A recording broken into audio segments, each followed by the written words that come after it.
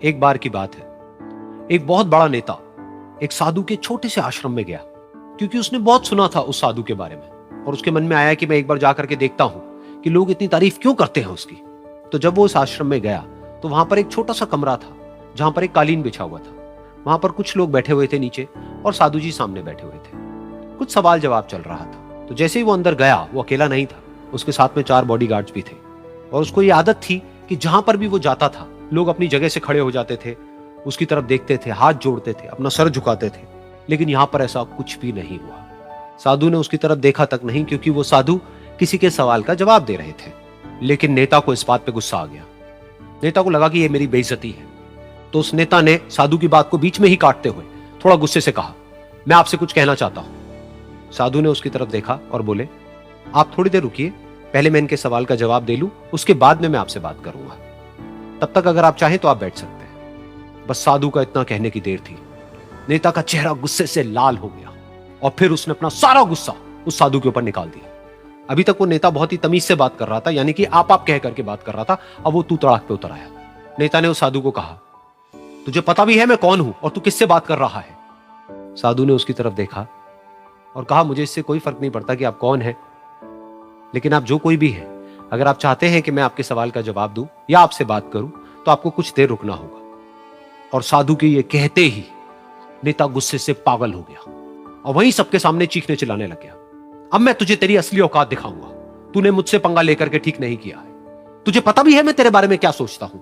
साधु ने फिर से उसकी तरफ देखा और बड़े ही प्रेम से कहा कि मुझे इससे कोई फर्क नहीं पड़ता है कि आप मेरे बारे में क्या सोचते हैं। आप जो चाहे वो मेरे बारे में सोच सकते हैं। फिर उस नेता ने बोला कि तू चाहे सुनना चाहता है या नहीं, लेकिन मैं तुझे बताऊंगा यही सबके सामने कि मैं तेरे बारे में क्या सोचता हूं। तू एक बहुत ही घटिया इंसान है। तू कोई साधु नहीं है, तू एक ढोंगी है, पाखंडी है और यहां पर जितने भी लोग बैठे हैं उन सबको बेवकूफ बना रहा है। तेरा बस एक ही मकसद है कि इन लोगों की जेब में जितना भी पैसा है वो सब तेरे पास में आ जाए। तू अपने फायदे के लिए इन लोगों का इस्तेमाल कर रहा है और अब मैं तुझे नहीं छोड़ने वाला। तेरा पर्दाफाश करके रहूंगा पूरी दुनिया के सामने। लेकिन उसके इतना बोलने के बाद भी उस साधु के चेहरे पर हल्की सी मुस्कान बनी ही रही। ये देखकर वो और तिल मिला गया और उसने कहा, अब बहुत हुआ, अब मैं यहां 1 मिनट भी नहीं रुकने वाला। लेकिन अभी भी तेरे पास में मौका है। अगर मुझसे माफी मांगनी है या मुझसे कुछ कहना है तो कह सकता है। इतना सब होने के बाद भी साधु बिल्कुल शांत था और उनके चेहरे पर एक मुस्कान थी। उन्होंने अपनी आंखें बंद कर ली। फिर साधु ने अपनी आंखें खोली, हाथ जोड़े और कहा कि मुझे आपसे कोई गिला शिकवा नहीं है। मेरे मन में आपके लिए कोई भी गलत ख्याल नहीं है। जो भी आपने मेरे बारे में कहा वो आपकी अपनी सोच थी। तो मुझे आप में कोई भी बुराई नजर नहीं आती है। मुझे आप एक बहुत ही भले इंसान लगते हैं। और साधु के इतना कहते ही नेताजी का दिमाग 7वें आसमान पर पहुंच गया। उनके चेहरे पर एक अजीब सी खुशी थी, क्योंकि उस साधु ने वो ही कहा जो बाकी सब लोग उस नेता को कहते हैं। और वो खुशी खुशी उस आश्रम से अपने घर की तरफ चला गया और जा करके अपने पिताजी के साथ में बैठ गया।